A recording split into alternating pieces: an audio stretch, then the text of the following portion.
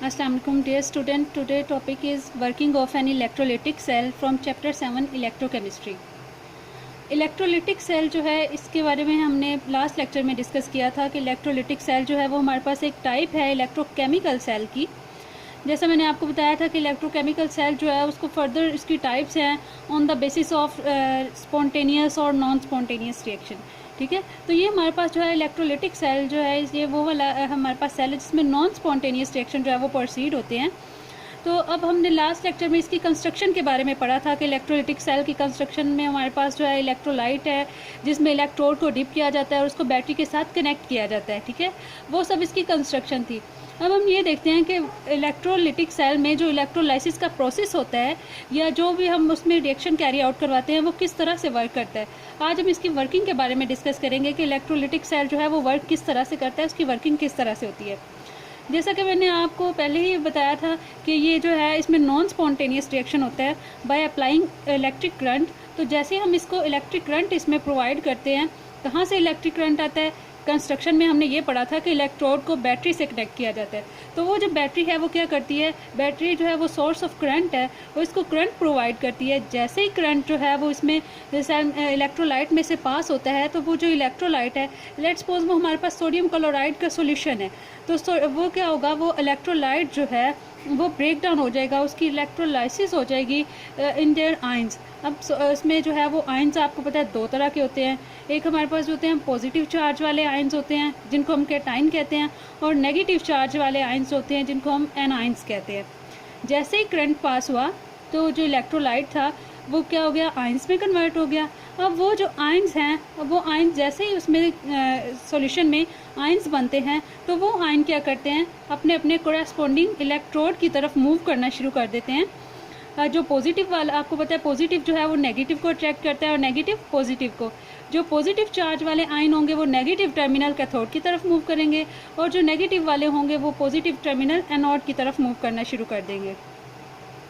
इसी तरह देखें हमारे पास जो एनाइंस बनते हैं, यानी कि जो हमारे पास नेगेटिव चार्ज्ड आयंस बने हैं वो क्या करेंगे, एनोड की तरफ मूव करेंगे, क्योंकि एनोड के ऊपर क्या है, पॉजिटिव चार्ज है, पॉजिटिव टर्मिनल के साथ कनेक्ट होता है। वहाँ पे जाके ये अपने इलेक्ट्रॉन जो है वो डिस्चार्ज कर देंगे। तो इलेक्ट्रॉन क्या हुआ है, लॉस हुए हैं। लॉस ऑफ इलेक्ट्रॉन हमारे पास क्या है, ऑक्सीडेशन है। तो हम ये कह सकते हैं कि एनाइन की एनोड पर क्या हुई है, ऑक्सीडेशन हुई है। एनोड पर कौन सा रिएक्शन हुआ है, ऑक्सीडेशन हुआ है। इसी तरह इसमें जो इलेक्ट्रोलाइट में जो एनाइन थे वो कहाँ गए, एनोड की तरफ, और जो केटाइन है वो कहाँ मूव करेंगे, कैथोड की तरफ। ठीक है, ये जो केटाइन है जैसे ही ये कैथोड की तरफ मूव करेंगे तो वहाँ से ये इलेक्ट्रॉन को गेन करेंगे, इलेक्ट्रॉन गेन करते हैं, और गेन ऑफ इलेक्ट्रॉन जो है वो हमारे पास क्या होता है, रिडक्शन है।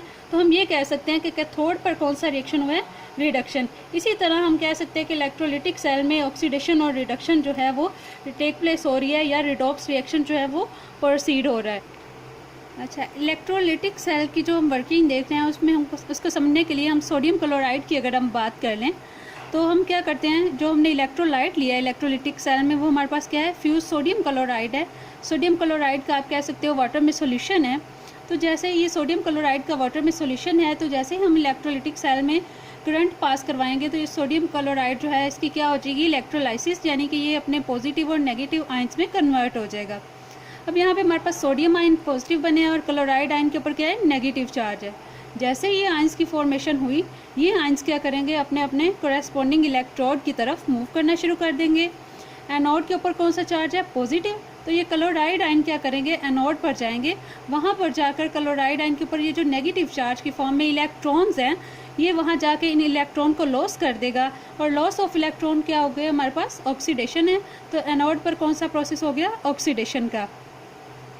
अब ये वाले जो इलेक्ट्रॉन हैं ये एक्सटर्नल सर्किट से मूव करते हुए कैथोड पर आ जाएंगे, और यहाँ से ये जो सोडियम आयन है ये भी कहाँ चले जाएंगे, कैथोड पे चले जाएंगे।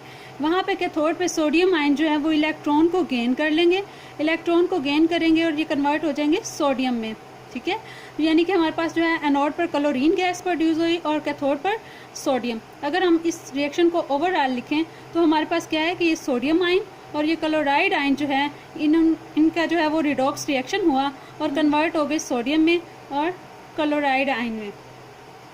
इसी तरह हमारे पास जो है, अगर ये हमारे पास एक जो है इलेक्ट्रोलिटिक सेल है, इसमें नेगेटिव और पॉजिटिव आयन आप देखें, ये इलेक्ट्रोलाइट है, जैसे इसमें से इलेक्ट्रिक करंट पास हुआ तो ये कन्वर्ट हो गया नेगेटिव और पॉजिटिव आयन में।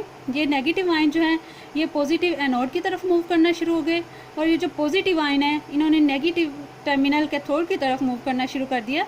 तो वहाँ पर जो है एनोड पर ऑक्सीडेशन का प्रोसेस हो गया और कैथोड पर रिडक्शन का। तो इसी तरह इलेक्ट्रोलिटिक सेल में जो है वो रिडॉक्स रिएक्शन प्रोसीड होते हैं।